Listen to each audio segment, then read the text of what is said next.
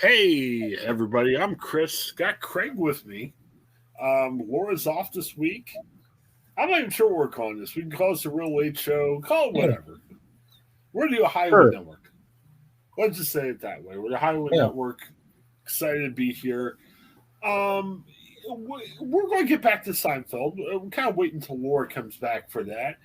But man, Craig, just kind of a busy week. A lot of stuff I can't talk about here on the podcast, but I haven't watched that much TV. Stuff is starting to pile up. Yeah. A lot of cool Christmas stuff is coming up that I'm kind of looking forward to checking out sometime. But Craig, you watch TV like I do, so was it a good week for TV watching for you? It was. It was actually. I mean, I think I've said over the last several weeks we've been, sort of binging through the entire series of Big Bang Theory on HBO Max. We're getting pretty close to the finish line, but we've also tried to, incorporate a few other items on our list so we wouldn't get a little stagnant and just have the Big Bang Theory to talk about. So my wife actually started watching Wednesday, which is the Adams Family reboot, whatever you want to call it, series on Netflix. And honestly, really solid show. It's an 8 episode arc, and it kind of blends a little bit of the supernatural thriller mystery, but also some of that classic, teenage angst, coming of age a little bit, and all kind of wrapped in a Wednesday Addams bow. And it's a really solid series. Jenna Ortega is Wednesday Addams, and she plays the character great. Um, it's a very good cast of people. I will say that my only real complaint with the series is that it was a little on the predictable side on maybe what was coming, what I thought was happening, and I called it. And then I thought that Wednesday's father and mother, which of course would be Gomez and Morticia, were miscast a little bit. Catherine Zeta-Jones, who's a great actress, plays Morticia, and the father is a very good character actor. And off the top of my head, I'm drawing a blank for whatever reason. Okay. Um, but Luis Guzman, yeah, Luis Guzman plays Gomez Adams. I just think they're a little on the miscast for what their characters side. But overall, though, the show is really solid. I enjoyed it, and uh, hoping for more. It came out late November, and of course, Netflix drops all their episodes at once. But I think it was an easy to binge kind of show, about 40 to 45-minute episodes generally, although a couple of them are about an hour long. But it's a really solid show, and I'm not really a big Addams Family fan, so I thought it's definitely worth people's time if they have Netflix. Very interesting. I'm kind of looking back through on our YouTube TV. You can kind of track what you've recently watched. My wife has gotten into the Clean Lady, and I didn't know Okay, much about that. Do you know anything about that show? is that it's on Fox, isn't it? Yes, yes. Okay, Um, she's it's this lady from Cambodia. That she goes to U.S. She's trying to find treatment for an ailing son, and she becomes a clean lady for organized crime, and she kind fun. of finds herself in some of the icky stuff that's happening. It kind of reminds me. My wife doesn't like the show. She doesn't think it's. There's some moral issues with the show, I guess. Yeah, I've watched a lot of Weeds, that Showtime show. right, It kind of has, to me, has the same vibe from Weed about Weeds a little bit. right. Probably not as raunchy because it's on Fox over against Showtime, but I kind of get the same feel. I've watched a couple shows with her. I don't know too much, and I probably haven't watched it from the beginning, but I'm kind of intrigued. I wouldn't mind checking it out in some time in the future. Yeah. Yeah, we had quite the, obviously I talked about Wednesday, and we plugged away at a few episodes of Big Bang Theory, but we also made time for some other things too. So Netflix, I guess, was our big It must have been our Netflix week. We also watched a show that I think you might like. It's Okay. called Snack versus Chef. Now this is an Oh. 8-episode cooking competition, but the unique part of it is instead of just going out and cooking a dish or cooking their favorite dish, whatever it may be, the contestants were tasked with cooking iconic foods. So like Pringles or Huh. Oreo cookies. And the idea would be that they would have to sort of do all they can food science wise to sort of replicate those food items. And Gushers were another one, Lay's potato chips that were flavored. So it was a really kind of a unique show, but then also gave the contestants a chance to kind of show off their skills in making, make that next $1 million idea for a snack, right? So people would come up with ideas and say, here's my snack. One guy actually made like a sushi trail mix where, he kind of took fried or freeze dried peas and put them into wasabi, and he had like salmon skin, and so just kind of a unique show, sort of a lot of fun because you get to see some of your iconic snacks kind of come to life, and makes you realize how challenging it probably can be to make stuff like that. Okay. That's interesting. Yeah, I'll have to check that out. I found my remote, Craig. I'm all excited. Okay. Is there any Christmas movies? It's hard because I'm a creature of habit, so I'll watch the same stuff each year. My wife, if she was down here, she would talk about the Polar Express. She likes that. I gotta go through, Christmas Vacation, Chevy Chase. Yeah. I think that's where it kind of starts and ends with me. Is there any Christmas movies that we need to check out with it being the Christmas season? Well, Christmas Vacation was something that we did watch last week. Just to kind of we're kind of doing a Christmas movie a week, I guess you could say. Although we didn't do one last week, but I'll talk about the movie that we replaced the Christmas movies with. But if you're looking for a fun little animated family friendly adventure, Arthur Christmas is a really fun movie on HBO Max as well. It's got a lot of heart to it. It's got some fun gags and kind of tells the operational side of Christmas from Santa's perspective. So a lot of fun, predominantly a British cast, but it's a very underrated Christmas feature. And I know that Bob Garver, our friend Bob Garver, also enjoys. We talked about Violent Night a couple of weeks ago, and one of the things we did on top of that episode was talk about our favorite Christmas Santas. And he and I both had the Santas from Arthur Christmas on our top Santas list. And he said it was an underrated Christmas movie, and I completely agreed with him. So Bob Garver, if you're looking for a Bob Garver recommendation, Arthur Christmas is also one. Oh, that's great. I'm also a movie I like. Again, I'm into the goofy type of stuff. Four Christmases. I don't know if you've seen that. Vince Vaughn, Reese Witherspoon. Very goofy, but I enjoyed it. It was kind of fun. Probably TV shows. I mean, we're going to get back to Seinfeld before long. Maybe right before Christmas, we need to review. We can go out of order for this. The Seinfeld Festivus one. Yeah. I was trying to make a point to watch that the day or two before Christmas. I enjoyed that. Yeah.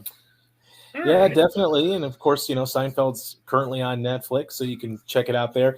We did watch a Netflix movie. Now, this is a potential Oscar contender for Best Animated Feature. Guillermo del Toro's Pinocchio was on our list last week, so we watched that. A very darker, grim retelling of Pinocchio, not the 1940s sort of happy-go-lucky Pinocchio that Disney ran. And then, of course, Disney did actually a live-action Pinocchio a few months ago that came out with Tom Hanks in that film as Geppetto. But this is a stop-motion puppet animation film. It's a lot darker. Guillermo del Toro has made some very dark and grim movies like Pan's Labyrinth in The Shape of Water, which won the Oscar for Best Picture. So it was a very interesting, beautiful looking film, and really an interesting retelling of Pinocchio, and this time told from the point of view during the fascist reign of Italy and Mussolini. So a very interesting film, needless to say. Hopefully not too many more Pinocchio movies will come out, because I know there was actually an Italian version of Pinocchio that came out a few years ago in Italian language. So it seems like the property has been beat to death here the last couple of years, but this is definitely the best of that bunch. You're still not interested in the Kelsey Grammer Dame Drops collaboration? No, I think I might. Skip Dame Drops there as the co-lead with Kelsey Grammer. For some reason, I got YouTube TV, which has all kinds of fantastic channels. It does have Lifetime, man. I'm not usually a Lifetime guy, so I'm not really. That doesn't bother me either way. But apparently, this Kelsey Grammer Dame Drops was only on Lifetime, so I was out of luck. That's tough. Kind of looking for my list and seeing what else kind of struck my interest. I don't know, man. There was all kinds of football on over the weekend, which kind of scared me away from some of the other stuff that was happening. Yeah, I've been keeping up on the Hard Knocks in season with the Arizona Cardinals on HBO Max. That's another series that I like to watch. They started doing it last year with the Indianapolis Colts, and then they picked the Cardinals this year. And of course, I watched the Hard Knocks preseason with the Detroit Lions, my favorite team. So kind of interesting to see how the inner workings of a team go during a season this time around, and especially too as the Cardinals are struggling here, as they're likely going to miss out on the playoffs and just kind of having a derailing type season. Yeah, it has to be kind of depressing this year with the Cardinals. Do they have a hard time knowing what to talk about on the team stinks, or? No. I mean, I think Hard Knocks just kind of, they mention a lot of the injuries that they've had, and of course, Kyler Murray. I'm sure that tonight's episode actually will probably detail Kyler Murray's torn ACL that he suffered against the Patriots, but it's just kind of interesting to see how things will play out, because they've had some issues with some drama go on. They haven't really delved into that, so I'm not sure if the NFL has a lot of final say on sort of what makes it into a final product with that, because obviously they do work quite hand in hand with HBO Max or HBO to produce these programs. But there's a lot that goes into the injury bug that they've been hit by, and just sort of the day to day, how they're able to kind of forge this team together, and they, a lot of it's just like, let's keep going, because we got to keep moving. But obviously, loss after loss just piles up, and they didn't have a Hard Knocks last week because they had a bye week, but this week they'll be back at it with lots of drama, I'm sure, with the Monday Night Football stuff. And I just heard their GM is taking a leave of absence as well for medical reasons, so who knows if that will make it in, or if they will even mention it whenever they have a chance to. But, it's maybe not as dramatic as the Colts were, because the Colts literally came down to the last game last season. And then, of course, they were beaten by the Jaguars to eliminate them from the playoffs. So maybe not as great, because we already know the Cardinals are basically out of the race. But, still a few more weeks to go, and we'll see what happens. I'm trying to look this up. A couple of trailers came out today, which I'm not quite sure about, Craig. Did you hear about this? I think this was released recently. There is a new Tom Brady movie coming out, and I'm not making this up. I got the story here. 80 for Brady. Apparently, it's a movie about some older woman who fought. I've seen the trailer for that. Yeah, and At first, I thought it was maybe sort of a joke, but no, it's real, and it's Jane Fonda, Sally Field is also in it, so a good cast, no question about that. Yeah, Lily Tomlin, Rita Moreno too. Yeah. They're four women in their 80s. They have been huge fans of Brady, and it talks about their trip to the Super Bowl. I guess it's 2017 in Houston. Yeah, kind of a wild stuff. And it's a Paramount movie, so you can watch it on Paramount Plus. A reason to get Paramount Plus, I guess. Yeah, well, I have Paramount Plus. Maybe I'll check it out one of those days, and just to check it out. February 3rd is the release date for that. So, lots of interesting things. Did you hear about the new dating show? They dropped the trailer, and I guess a bunch of people are talking about it. I think it's called MILF Island. I have not heard about that. No. Let me make sure I got that right. It's MILF something, but I think it's MILF Island. Well, maybe it's not MILF Island.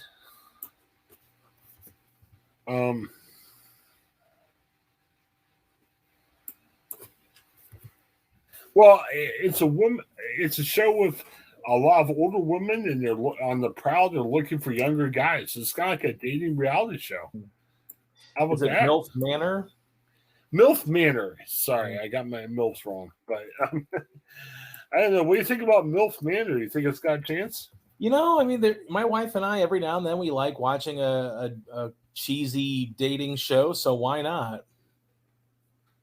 Yeah, didn't you get into F Boy Island? I think, or was that something Yeah, else? unfortunately, that got canceled. That was a really fun show. I mean, it's pure debauchery, but it was a lot of fun, and it knew what it was. It didn't take itself too serious. It knew what it was. Unfortunately, with all the chaos at HBO Max, Warner Brothers Discovery, it has been canceled, presumably just to save money. So that kind of sucks because it was a very funny show, and I could probably watch season after season after season of that show. I'm kind of hoping that maybe the show gets picked up by another streamer. Well, if it doesn't, you've got, like I said, it's going to be on TLC. Okay. It's going to be on Sunday nights, the big Sunday night lineup. I'm not sure if I'm seeing a date, if they haven't announced that yet or not. Okay. But yeah, apparently these are women from 40 to 60. And according to the story, they're going to put their lives in a pause to hunker down in a mansion in Mexico with a crew of studs. How about that? Well, I mean, that's quite descriptive. Yeah, I'm sure it's going to get some eyeballs. I would imagine. I can see that being something that people kind of flock to on Sunday nights. Yeah, Craig, check your press release whenever it comes out. Be interested to see, is there any Nashville people on MILF Manor? Well, I mean, Nashville is a pretty popular spot, apparently, from what I've been told about. With like The Bachelor, a lot of people from Nashville, will get on that show. So who knows? Yeah, it'll be interesting. I'm curious to see how that's going to react. Just don't tell your kids what MILF means. We'll just leave it at that. So, all right, what else we got?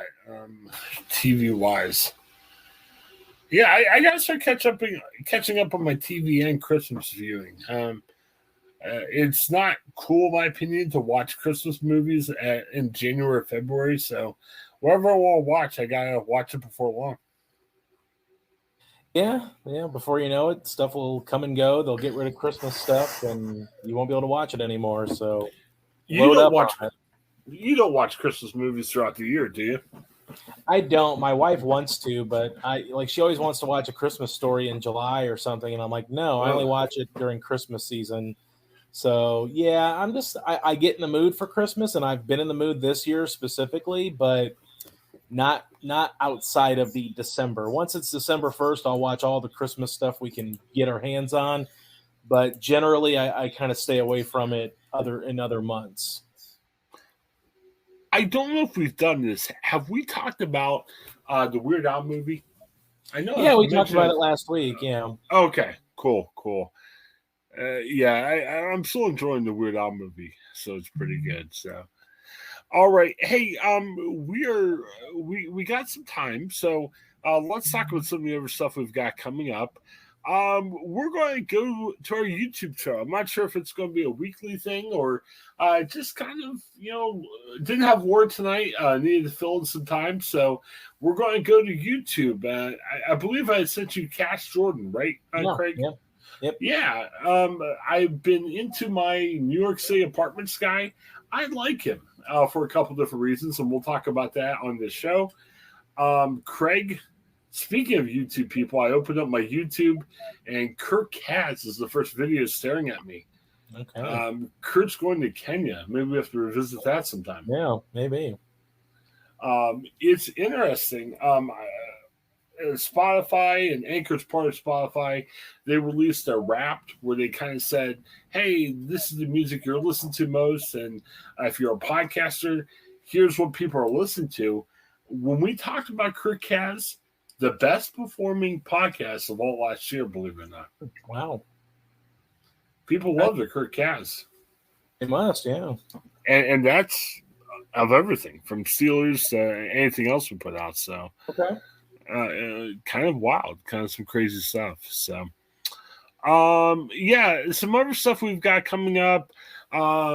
Taped a couple segments. Those will be out before Sunday. Talked to Pierre Holland. We talked some NFL. Man, Craig, the Steelers lost the Ravens. The Ravens didn't play that well. The Steelers had 100 chances to win. They couldn't get it done. Solo and Mitch Trubisky, I'd say. Trubisky didn't play that well. What else we got? We also talked a little bit about college football. Ohio State's got some news. Jackson Smith at Jimba, the guy who's supposed to be really good that just didn't play that much. He's out for the college football playoffs, as well as Travion Henderson. So Buckeyes got tall order. They got to play Georgia, and they're going to miss some of their offensive players. So they're a tough road, even got a little bit tougher. Yeah, yes, it did. Could be a good game, though. I mean, Ohio State has the pieces to beat them. It's just, can they put it together? They got to play a lot better than they did against Michigan. Yes, they do. That is true, yes. And then later tonight, if you're into podcasts where we all cry, listen to our Steelers podcast. It's going to be depressing, but we're going to try to get our way through it. I don't know. We've got a bunch of other stuff we're going to talk about. Trying to bring that up right now.